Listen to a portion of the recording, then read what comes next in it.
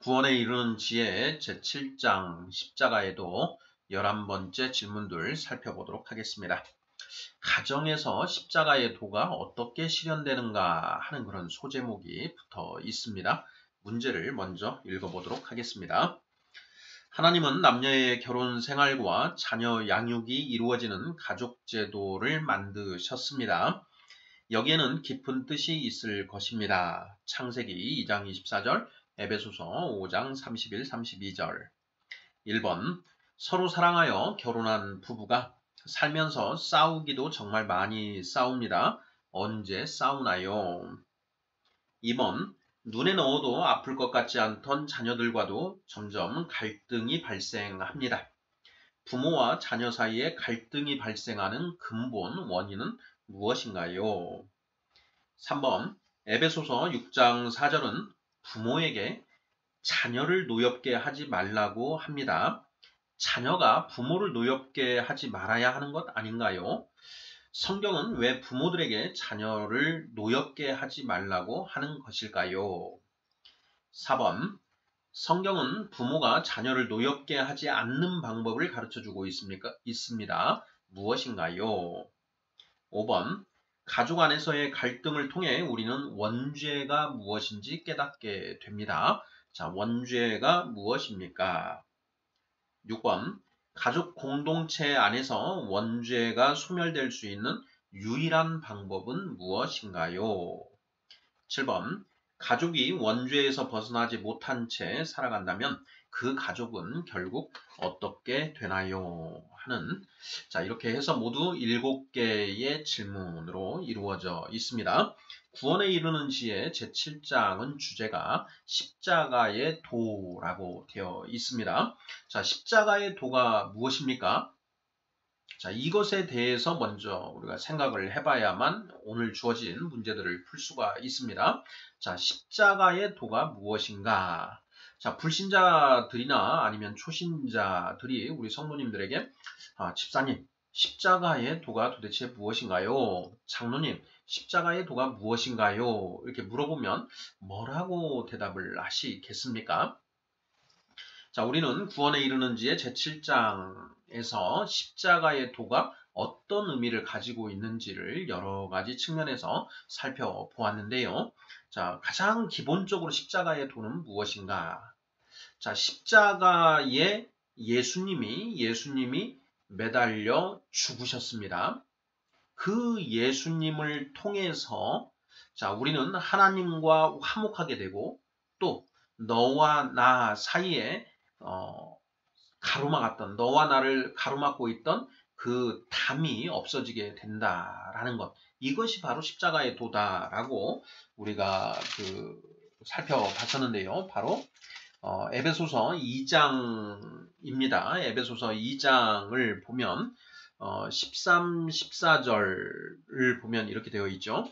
자, 이제는 전에 멀리 있던 너희가 그리스도 예수 안에서 그리스도의 피로 가까워졌느니라.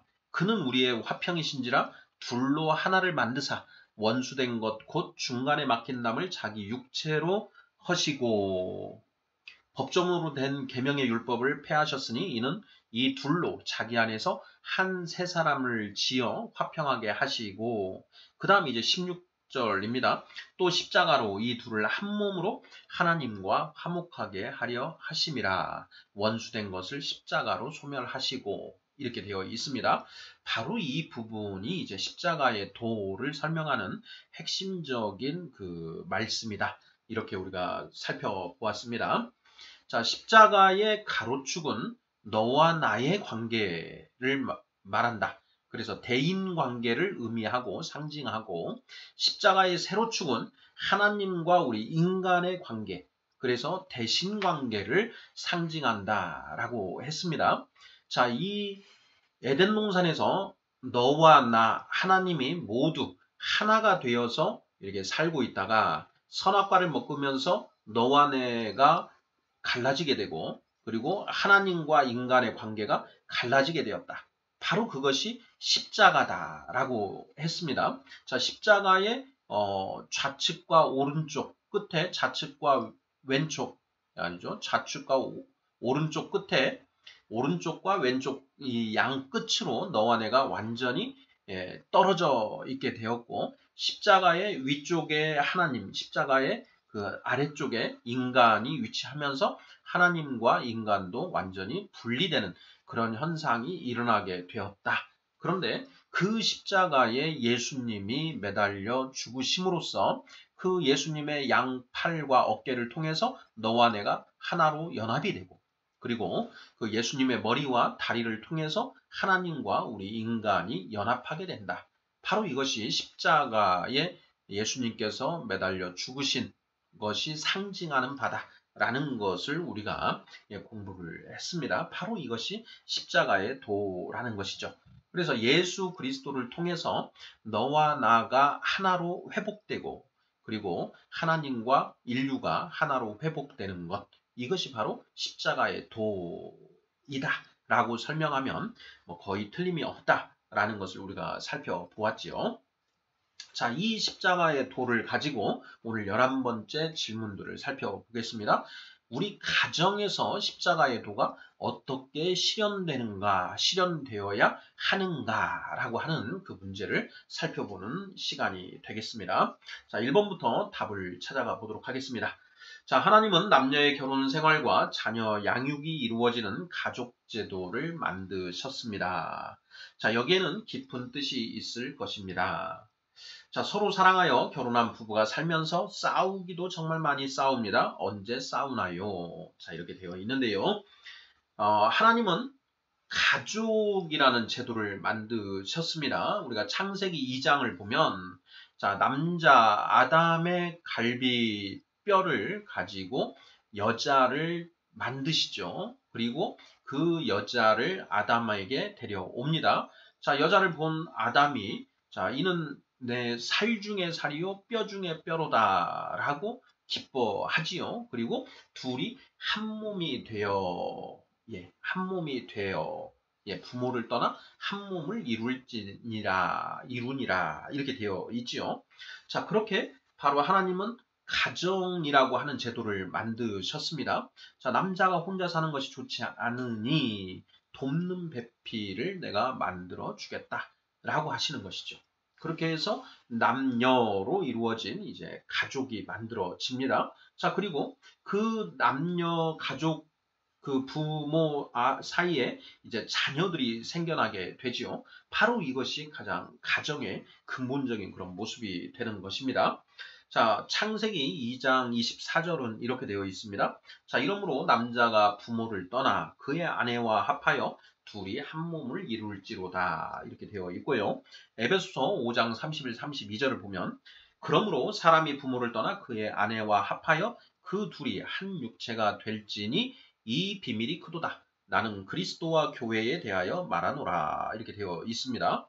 자, 여기에서 자, 사람이 부모를 떠나 그의 아내와 합하여 그 둘이 한 육체가 될지니 이 비밀이 크다라고 이렇게 선포를 하고 있습니다.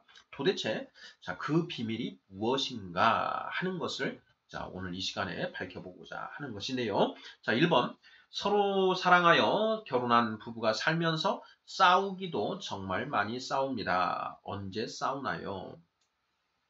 자, 우리가 이제 결혼을 합니다. 결혼을 왜 하는가? 예, 서로 마음의 끌림이 있는 것이지요. 예. 각자의 삶을 살아오던 그 남자와 여자가 서로 어떤 계기로 해서 만나게 되는데 그 만난 이후에 서로에 대해서 마음이 끌리고 그러면 서로 사랑하게 됩니다. 자, 그래서 이제 결혼을 하게 된다라는 것이죠. 자, 정말 없으면 못 살 것 같고 그래서 이제 결혼을 했는데 결혼하고 시간이 흘러갈수록 점점 이제 티격태격 이런 문제 저런 문제에서 싸우게 된다라는 것이죠. 우리 지금 이 성도님들께서도 이제 결혼을 해서 이제 가정을 이루고 살면서 서로 부부싸움을 해본 그런 경험들이 많이 있을 겁니다. 예, 싸우지 않는 부부는 없습니다. 싸우지 않는다면 오히려 그건 좀 뭔가 비정상이라고 할 수가 있겠고요. 분명히 싸우게 되어 있습니다. 또 아울러서 결혼을 하지 않았더라도 부모님이 계시니까 그 부모님이 부부싸움 하는 것을 지켜본 일들이 있을 것입니다. 자, 결혼한 부부가 언제 싸우는가 하는 그런 질문입니다. 크고 작은 일로 정말 많이 싸우죠. 그리고 어떻게 보면 정말 사소한 일을 가지고 싸우기도 합니다. 자, 그런데 그런 부부싸움의 근본 원인이 무엇일까 하는 그런 질문인 것입니다. 도대체 왜 싸우는 것일까 하는 그런 질문이지요. 자, 치약을 밑에서부터 눌러 짜지 않고 중간에 아무데나 이렇게 대충 눌러서 짠다고 해서 서로 싸웁니다. 또 양말을 뒤집어서 벗었다라고 해서 이렇게 또 싸우죠. 양말을 쭉 벗어서 쭉 펴놓지 않고 돌돌돌돌 이렇게 뭉쳐놓았다라고 해서 그거 가지고도 싸웁니다. 자, 아내는 그것이 잘못되었다고 주장하고 남편은 그게 왜 잘못이냐 하면서 싸우죠. 자, 남편은 아이를 학원에 보낼 필요가 없다고 생각하고 아내는 학원에 보내야 된다라고 생각을 합니다. 자, 남편은 명절이 되면 부모님을 찾아뵈어야 한다고 생각하고 아내는 상황에 따라 거를 수도 있다라고 이렇게 생각을 합니다. 자, 그러면서 이러한 것들이 이제 부부싸움의 원인이 되는 것이죠. 뭐 이거 외에도 서로 싸우는 원인은 굉장히 많습니다. 자, 이 모든 부부싸움의 근본 원인이 무엇인가 하는 그런 질문이 되겠습니다. 자, 우리 성도님들께서는 자, 뭐라고 대답하시겠습니까? 네, 정답은 바로 원죄 때문이죠. 원죄. 자, 원죄가 무엇입니까? 네, 각자, 사람이 각자 스스로 옳고 그름, 선악을 판단하는 것이 원죄라고 했지요. 자, 내가 옳다고 생각하는 것, 그리고 내 배우자가 옳다고 생각하는 것이 서로 일치하면 좋죠. 예. 아, 이러니까 내 마누라지, 이러니까 내 남편이지 하고 서로 예, 좋아합니다. 자, 그런데 항상 생각이 일치할 수는 없습니다. 자, 그래서 동일한 사안에 대해서 동일한 사건을 똑같이 겪었는데 자, 한 사람은 이것이 옳다고 생각하고 다른 사람은 이것이 옳다라고 생각합니다. 바로 이때 이제 분쟁이 시작되게 되는 것이죠. 뭐 한두 번은 그럴 수도 있다. 뭐 이렇게 생각하고 넘어갈 수도 있는데요. 그렇게 서로 다른 관점은 항상 부딪히게 되어 있습니다. 자, 그 상황은 넘어갔지만 또 다른 비슷한 상황에서 서로 또 대립을 하게 되죠. 자, 그런데 이것이 두 번, 세 번, 예, 네 번 이렇게 반복이 됩니다. 자, 그러다 보면 이제는 예, 서로 충돌을 할 수밖에 없죠.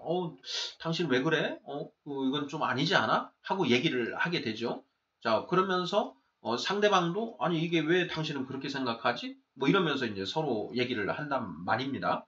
자, 그러면서 처음부터 극한의 이렇게 대립을 하지는 않죠. 서로 얘기를 하면서 나는 이러해서 이렇게 생각을 해.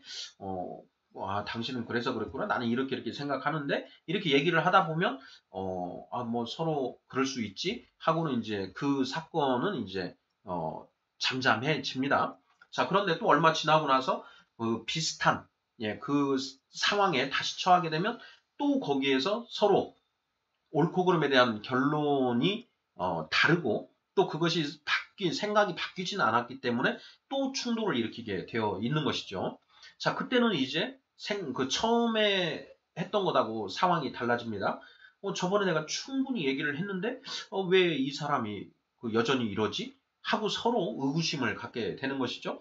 자, 그러고 거기에서 이제 좀 더 상황이 발전되면 어떻게 생각하냐면 이 사람이 나를 정말 무시하나? 내 말은 전혀 이렇게 생각지도 않나? 이런 쪽으로 이제 이게 발전하게 되고요. 자, 그러다 보면 이제 감정이 치닫게 되고 그러면서 이제 싸우게 된다라는 것이죠. 자, 그래서 한번 생각을 잘 해보시면은요. 모든 부부싸움의 원인은 옳고 그름에 대한 결론이 다르기 때문에 싸우게 되어 있다라는 것입니다. 자, 1번 문제. 서로 사랑하여 결혼한 부부가 살면서 싸우기도 정말 많이 싸웁니다. 언제 싸우나요? 옳고 그름에 대한 결론이 서로 다를 때 싸운다. 이렇게 답하시면 거의 뭐 100% 맞을 겁니다. 만약에 자, 이 문제가 아닌 것을 아닌 게 있다라고 하면 저한테 한번 말씀을 해주셔도 됩니다. 뭐 예를 들어서 우리가 기호는 다를 수 있습니다. 나는 산으로 놀러 갔으면 좋겠다. 근데 내 배우자는 바다로 놀러 갔으면 좋겠다. 이렇게 얘기를 하죠. 이거는 단순한 기호입니다. 자, 나는 돼지고기를 먹었으면 좋겠다. 근데 여기는 소고기를 먹고 싶다. 이것도 기호의 차이일 뿐입니다. 그런데 여기에 자, 기호의 차이만 있고, 아, 그래? 오늘 당신은 그걸 좋아하니까, 뭐, 오늘은 이거 먹으러 가지. 하고 이렇게 가면 좋은데요. 거기에 그 기호의 문제에 옳고 그름을 결부시켜버리면 싸움이 일어나게 되어 있습니다. 아니, 사람이 어떻게 돼지고기를 먹을 수가 있어? 아니, 그 작년에도 산에 갔고, 재작년에도 산에 갔으니까 올해는 바다로 가야 맞는 거 아니야? 그게 옳은 것이지. 이렇게 해서 옳고 그름의 문제로 결부가 되면 이거는 더 이상 기호의 문제가 아닙니다. 선악에 관한 문제로 바뀌게 된다라는 것이죠. 기호 순수하게 그런 싫어하고 좋아하고의 문제 요만 남아 있을 때에는 분쟁으로 나아가지 않습니다. 거기에 가치 판단, 옳고 그름의 그 잣대를 갖다 댔을 때 이제 분쟁이 시작된다라는 것입니다. 관찰을 잘 해보시고 생각을 잘 해보시면 제 말이 틀림없을 겁니다. 자, 2번 가겠습니다. 자, 눈에 넣어도 아플 것 같지 않던 자녀들과도 점점 갈등이 발생합니다. 부모와 자녀 사이에 갈등이 발생하는 근본 원인은 무엇인가요? 네.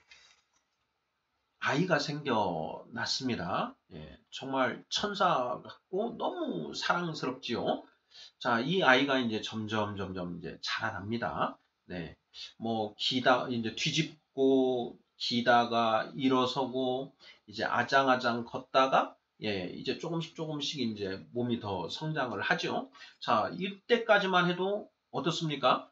예, 엄마 아빠 말을 너무너무 잘 듣죠. 예. 뭐 하라고 하면 하고 하지 말라고 하면 하지 않고 예. 너무 말을 잘 듣습니다. 자, 그런데 애가 점점 자라나서 한 3, 4살쯤 되기 시작하고 나면은 이제는 자, 이거 해야지 하면 싫어 하는 그런 얘기를 하게 되지요. 자, 그때부터는 이 아이가 뭐냐? 스스로 옳고 그름에 대해서 스스로 판단하기 시작한다라는 것입니다. 자, 그래서 아이가 생각할 때 엄마 아빠는 이렇게 하라고 하는데 자기가 생각했을 때는 그렇게 하는 것보다는 이렇게 하는 게 맞는 것 같다. 자, 이런 생각을 하게 되는 것이죠. 처음에는 그런 것이 한두 가지에 불과했는데 얘가 점점 자라고 머리가 커지면서 점점 그런 이제 그 저항하는 그 서로 생각이 다른 경우가 점점 늘어나게 된다라는 것이죠. 자, 그러다가 이제 애가 어느 순간부터는 이제는 도저히 엄마 아빠 말을 받아들이지 않고 자기 생각대로 하려고 합니다. 이것을 우리는 이제 고집이라고 얘기를 하는데요. 그 고집을 부리는 것은 왜 그러느냐? 그 아이는 그것이 옳다라고 생각하기 때문에 고집을 부린다라는 것이죠. 부모는 왜 그걸 하지 못하게 하느냐? 부모가 생각할 때에는 그것은 하지 않는 게 옳다고 생각하기 때문에 하지 말라고 하는 것이죠. 자, 그래서 아이가 생각하는 선악에 대한 결론과 부모가 생각하는 선악에 대한 결론이 서로 다를 때, 자, 이럴 때 서로 이제 싸우게 된다라는 것입니다. 정말 눈에 넣어도 아플 것 같지 않던 이 자녀가 자, 어느 순간부터는 정말 미워지기 시작한다라는 것이죠. 자, 그리고 그 아이하고 마구 싸우기 시작한다는 것이죠. 애가 엄마 아빠한테 대들고 반항하고 함부로 이야기하고 문을 쾅 닫고 문을 잠궈버리고 하는 일들이 이제 생겨나게 된다라는 것이죠. 자, 부모와 자녀 사이에 갈등이 발생하는 원인이 무엇인가? 자, 이것도 100이면 100. 예, 옳고 그름에 대한 결론이 서로 다르기 때문이다. 이렇게 보시면 틀림없겠습니다. 3번 문제 보겠습니다. 자, 에베소서 6장 4절은 부모에게 자녀를 노엽게 하지 말라고 합니다. 자녀가 부모를 노엽게 하지 말아야 하는 것 아닌가요? 성경은 왜 부모들에게 자녀를 노엽게 하지 말라고 하는 것일까요? 자, 에베소서 6장 4절을 읽어보도록 하겠습니다. 또 아비들아 너희 자녀를 노엽게 하지 말고 오직 주의 교훈과 훈계로 양육하라 이렇게 되어 있습니다. 자, 저는 이 말씀을 처음 읽었을 때 이거 뭔가 좀 이상하다라는 그런 생각이 들었습니다. 아니, 아비들아 너희 자녀를 노엽게 하지 말고 이렇게 되어 있는 것이죠. 아니, 자녀들이 부모를 노엽게 하지 말아야지 왜 부모가 자녀를 노엽게 하지 말라고 이렇게 쓰여 있지? 이거 뭔가 번역이 잘못된 거 아닐까? 이런 생각을 했었습니다. 자, 그런데 분명히 이 성경이 잘못 번역됐을 리도 없고 분명히 이것이 맞을 거라는 것이죠. 그래서 자, 아비들아 너희 자녀를 노엽게 하지 말고 오직 주의 교훈과 훈계로 양육하라 라고 하는 이 말씀이 도대체 왜 이런 말씀을 하나님이 주신 것인가 하는 것에 대해서 깊이 이제 묵상을 하기 시작하게 되었는데요. 자, 묵상의 결과, 예, 그 답을 알게 되었다라는 거죠. 그래서 이제 3번, 4번으로 이렇게 문제를 만들어 본 것입니다. 자, 성경은 왜 자녀들에게 너의 부모님을 노엽게 하지 말라 이렇게 말씀하시지 않고 예, 부모에게 자녀를 노엽게 하지 말라고 이야기하는 것일까요? 말씀하는 것일까요? 자, 이것에 대한 이제 힌트는 하반절에 있습니다. 하반절 4번 문제 보겠습니다. 자, 성경은 부모가 자녀를 노엽게 하지 않는 방법을 가르쳐주고 있습니다. 무엇입니까? 하반절이죠. 오직 주의 교훈과 훈계로 양육하라. 여기에 보면 이제 양육이라고 하는 부분이 있는데요. 자, 자녀도 품 안에 있을 때 자녀라고 했습니다. 자, 이제 애가 머리가 완전히 굵어지고 해서 이제 부모의 품을 벗어나면 이제는 부모의 말을 들으려고 하지 않지요. 예. 이제 자기 생각을 가지고 살아갑니다. 천상천하 유아 독존. 예. 이런 상태가 되어 버리는 것이지요. 그래서 양육하는 이 단계는 아직 아이가 육체적으로나 정신적으로 아직 완전히 자라나지 않은 그런 상태이고 부모로부터 뭔가 교육을 받고 키움을 당하는 그런 상태라는 것이죠. 자, 그런 상태는 이제 힘의 균형이 어떻습니까? 부모가 자녀보다 월등한 지위에 있는 것이죠. 예, 부모가 자녀를 어떻게 보면 이렇게 지배하는 그런 위치에 있습니다. 자녀는 부모의 따라야 되고 순종해야 되는 그런 입장에 있는 것이죠. 자, 그러니 이런 상태에서는 자녀가 부모를 노엽게 하기는 어렵습니다. 예, 부모님한테 밑보이면 안 되니까요. 오히려 이제 부모가 이 아이를 노엽게 하는 경우가 있을 수 있다라는 것입니다. 자, 자, 우리가 원죄 파트에서 제3장 첫 번째 불순종 원죄 파트에서 원죄로부터 탐진치라고 하는 이 삼독이 발생하게 된다라는 것을 살펴보았지요. 자, 탐, 욕심, 두 번째가 분노, 화라고 했습니다. 이 화가 언제 발생하는가에 대해서 자, 우리가 얘기를 나눴었는데요. 자, 화가 언제 분노가 발생하게 되나요? 자, 옳고 그름에 대한 생각이 서로 다릅니다. 예, 옳고 그름에 대한 생각이 서로 다른데 자, 한쪽이 A가 있고 B가 있는데 이 A가 B보다 더 사회적으로나 뭐 힘으로나 모든 면에서 월등한 지위에 있다고 하지요. 자, 그러면 A가 옳다고 생각하는 것을 B에게 강요를 하게 되지요. 자, B가 A와 힘이 대등하거나 B가 더 힘이 세다고 한다면 무슨 소리냐 하면서 오히려 B가 옳다라고 해서 A를 누를 수가 있을 텐데 B가 그런 여러 가지 지위에서 열등한 지위에 있으면 A가 옳다라고 하는 것에 따르는 수밖에 없게 되는 것이죠. 나는 속으로 생각했을 때는 저건 정말 잘못된 것인데 내가 힘이 딸리기 때문에 따를 수밖에 없다라는 것이죠. 그런 상황이 이제 반복되다 보면 이 안에 화가 쌓이게 된다. 분노가 쌓이게 돼서 분노가 이제 스트레스, 화로 나아가게 된다. 그래서 과거에 우리 어머님 세대가 아버지한테 완전히 가부장적인 그 문화 속에서 아버지한테 눌려 살면서 뭐가 옳고 그르다라는 거에 대해서 반박도 하지 못하고 아버지가 강요하는 대로 그것에 따르며 살다 보니까 화병이 도진다. 이런 얘기를 우리가 많이 들었지 않습니까? 자, 바로 그런 것처럼 지위가 더 열악한 자녀들이 아버지가 잘못된 것을 강요할 때, 저건 아닌데 하면서 자기의 생각과 다르게 되고, 자, 그랬을 때 거기에 대해서 저항을 해야 되는데 힘이 약하기 때문에 저항을 못하고, 그래서 분노하게 된다라는 것이죠. 바로 그런 경우에 아비가 자녀를 노엽게 한다라는 그런 상황이 만들어지게 된다라는 것입니다. 그래서 5번. 자, 성경은 왜 부모들에게 자녀를 노엽게 하지 말라고 하는 것일까요? 자, 부모가 자녀를 양육할 때 자기 생각을 강요하는, 잘못된 생각을 강요할 때 자녀가 그것은 저건 아닌데 하면서도 힘에 눌려서 억지로 따라가다 보니 노엽게 된다라는 것입니다.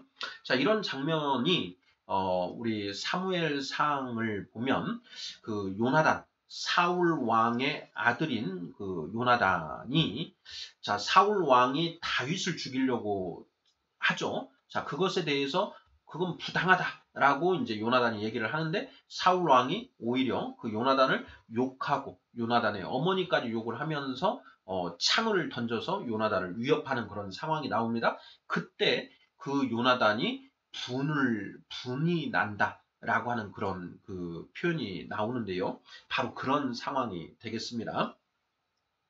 자, 4번 문제. 성경은 부모가 자녀를 노엽게 하지 않는 방법을 가르쳐주고 있습니다. 무엇인가요? 하반절이 답이라고 했습니다. 내 생각과 내 가치관을 가지고 양육하는 것이 아니고 주의 교훈과 훈계로 양육하는 것, 곧 하나님의 말씀으로 교훈하고 양육하는 것, 훈계하는 것. 이렇게 하면은 자녀가 노여워하지는 않는다라는 것입니다. 자, 이거 굉장히 중요합니다. 자, 내 생각과 성경 말씀과 다른 내 생각을 가지고 자녀를 교육하고 훈계하면 그것은 내 생각이 벌써 틀린 것이지 않습니까? 성경 말씀과 배치되는 그것이니까 그 잘못된 거짓을 가지고 자녀를 가르치고 양육을 하려고 하면 자녀는 잘은 모르지만 저거는 분명히 잘못된 것인데 하는 걸 감으로 압니다. 우리 안에 양심이라고 하는 것이 있기 때문에 그것을 아는 것이죠. 저건 아닌데. 그런데 아버지가 계속 그걸 강요를 한다. 어머니가 계속 그걸 강요를 한다라는 것입니다. 자, 그러면 애가 처음에 한두 번은 들었지만 점점 반발감이 생기고 하면서 나중에는 이제 오히려 역으로 부모님을 그건 아니잖아요 하면서 이제 따지게 되는 것이죠. 자, 그랬을 때 따지게 되는데 부모가 더 우월한 지위에 있으니까 이 자식이 말을 안 들어 하면서 힘으로 누르고 아니면 다른 여러 가지 방법으로 아이를 압박한다라는 것이죠. 그때 아이는 분노하게 되어 있다라는 것인데요.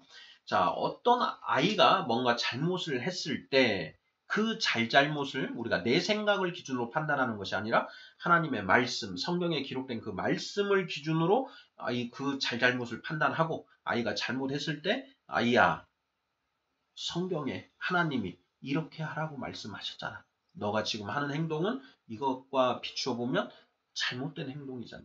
그러면 안 된단다. 라고 이렇게 얘기를 하면 아이가 그 말을 듣고 행동을 고치지는 않을지언정 그 아버지의 그 교훈과 훈계에 분노하지는 않는다라는 것입니다. 왜? 아이들 본능적으로 압니다. 하나님의 말씀이 옳다라는 걸. 그리고 하나님의 말씀은 정말 옳은 것이기 때문에 그 아이 속에 있는 양심이 작용을 해서 저거는 옳은 말씀이다 라는 걸 아는 것이죠. 그래서 자신의 잘못을 알게 됩니다. 비록 그 잘못을 알고 고치지는 않더라도 자기가 잘못했다는 것은 알기 때문에 분노하지는 않는다라는 것이죠. 노여워하지는 않는다. 성경은 부모가 자녀를 노엽게 하지 않는 방법을 가르쳐주고 있습니다. 무엇입니까? 내 생각으로 교훈하고 훈계하지 말고 주의 교훈과 훈계로 양육하라. 이것이 답이 되겠습니다. 자, 5번 문제 보겠습니다. 자, 가족 안에서의 갈등을 통해 우리는 원죄가 무엇인지 깨닫게 됩니다. 원죄가 무엇입니까? 자, 원죄는 사람이 각자 스스로 자기 기준을 가지고 선악을 판단하는 것이 원죄라고 했죠. 즉 사람이 각자 스스로 선악을 판단하는 것이 원죄인데, 자, 우리가 이 가정 생활을 함으로써 결혼을 해서 배우자와 같이 살아가면서 또 자녀를 낳고 자녀를 기르면서 원죄가 무엇인지를 알게 된다라는 것입니다. 그런 숱한 부부싸움과 자녀와의 그런 갈등 속에서 원죄가 무엇인지를 깨닫지 못한다. 깨닫지 못한다. 우리가 성경 말씀이 있어야만 그걸 깨달을 수가 있죠. 성경에서 원죄가 우리가 사람이 각자 스스로 선악을 판단하는 것이 원죄고 그것으로 인해서 우리가 이런 도탄에 지금 빠져있는 이런 상황에 있다라는 걸 우리가 말씀을 통해서 이제 들었기 때문에 그 말씀의 도움을 받아서 이 원죄의 실상을 가정 생활 속에서 체험하게 된다라는 것입니다. 그 성경 말씀 없이는 우리가 원죄가 무엇인지를 모르죠.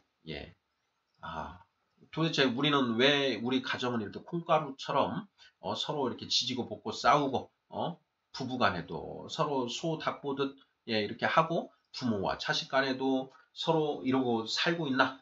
이걸 도저히 알질 못합니다. 그 원인을 다른 것에서 찾고 그것으로 이걸 회복시켜 보려고 하지만 안 되죠. 분쟁이 어디에서 일어나느냐? 서로 선악, 옳고 그름을 판단하는 것의 차이점 때문에서 발생한다라는 그 사실을 모르기 때문에 계속 잘못된 처방전만 가지고 이렇게 살게 되는 것이죠. 그래서 결국은 회복이 안 됩니다. 7번 문제 보겠습니다. 자, 6번이네요. 자, 가족 공동체 안에서 원죄가 소멸될 수 있는 유일한 방법은 무엇입니까? 자, 7번을 먼저 보겠습니다. 가족이 원죄에서 벗어나지 못한 채 살아간다면 그 가족은 결국 어떻게 되나요? 자, 우리가 성경을 모르면 원죄가 무엇인지 절대 알 수가 없고요. 그걸 알지 못하는 상태에서 서로 갈등을 해소하지 못하고 가면 결국은 콩가루 집안이 됩니다. 이혼하게 되고요. 자녀와 부모 간의 갈등이 심화돼서 서로 안 보고 사는 이런 상황으로 치닫게 된다라는 것입니다. 7번은 그렇게 되는 것이고요. 자, 그러면 6번. 가족 공동체 안에서 원죄가 소멸될 수 있는 유일한 방법은 무엇인가? 바로 여기가 이제 십자가의 도가 작동하는 부분인데요. 원죄에서 벗어나기 위해서는 내 생각을 버리고 하나님의 말씀을 기준으로 살아야 된다라고 했습니다.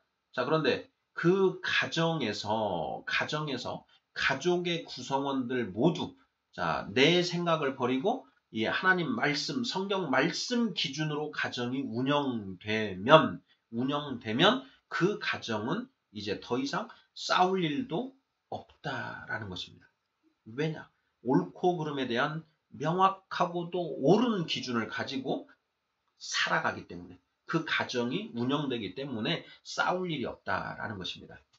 자, 우리가 부부가 모두 다 이 예수 그리스도를 믿고 이 기독교 신앙을 가지고 말씀 기준으로 살아가게 되면 부부가 싸울 일이 없습니다. 서로 생각이 조금 틀릴 때 성경에는 뭐라고 되어 있지? 하고는 이제 성경을 찾고 이렇게 하나님이 이렇게 우리한테 살라고 하셨네? 자, 이렇게 그러면 해야지? 이렇게 나아가기 때문에 싸울 일이 없다라는 것입니다. 자, 아담과 하와가 선악과를 먹기 전에 싸웠습니까? 안 싸웠습니까? 안 싸웠죠. 그 창세기 2장 마지막이 너는 살 중에 살이요 뼈 중에 뼈로다. 이는 내 살 중에 살이요 뼈 중에 뼈로다. 둘이 부모를 떠나 한 몸을 이루어 쓰니 둘이 서로 벌거벗고 있어도 부끄러운 줄을 몰랐더라. 이렇게 쓰여져 있습니다. 자, 이것이 무엇이냐? 서로가 서로를 피, 알을 구별하지 않고 한 마음 한 뜻으로 한 몸, 완전한 한 몸으로 살아갔다라는 것이죠. 자, 왜 그렇게 살 수 있었는가? 스스로 선악을 판단하지 않고 하나님, 아버지이신 하나님이 이것은 이렇게 해야 되는 거야. 이게 옳은 거야. 자, 이 하나님이 판단해 주시는 대로 서로 거기에 오케이 하면서 예 하면서 따르고 가기 때문에 둘이 서로 싸울 일이 없다라는 것입니다. 자, 그런데 선악과를 먹자마자 이제 각자 옳고 그름을 판단하게 되고 거기에서 인류 최초의 부부싸움이 시작되게 되었다라는 건 이미 이제 말씀드린 적이 있지요. 가족 공동체 안에서 원죄가 소멸될 수 있는 유일한 방법은 무엇인가요? 그 가족이 하나님의 말씀으로 통일되어야 한다라는 것입니다. 각자 자기 생각, 자기 그 기준을 주장하는 것이 아니고 오직 하나님의 말씀이 통치하는 그 상황이 우리 가정에서 이루어지면 그 가정이 온전하게 된다라는 것이죠. 네, 바로 그 가족 공동체 안에서 원죄가 소멸될 수 있는 유일한 방법. 그것은 예수 그리스도, 곧 하나님의 말씀이신 예수 그리스도를 통해서 연합이 될 때에만 그 가족이 가족 안에서 원죄가 소멸될 수 있다라는 것입니다. 자, 구원에 이르는 지의 제7장 십자가의 도 11번째 질문들 살펴보았습니다. 가정에서 십자가의 도가 어떻게 실현되는가 하는 그런 내용으로 살펴보았습니다. 자, 가족 공동체가 하나님의 말씀이신 예수 그리스도로 통일이 되면 그 가족이 화목하게 되고 더없이 사랑의 공동체가 됩니다. 그리고 그 가정은 그대로 하나님과의 관계에서 또 화목을 이루게 된다라는 것이지요. 자, 그래서 이 가정 안에서 하나님의 말씀이신 예수 그리스도를 통해서 너와 나, 가족 공동체가 모두 한 마음 한 뜻, 한 몸, 완전한 한 몸을 이루게 되고 그 상태에서 하나님과 화목을 이루어서 하나님과도 하나가 되게 된다라는 것을 살펴보았습니다. 아멘.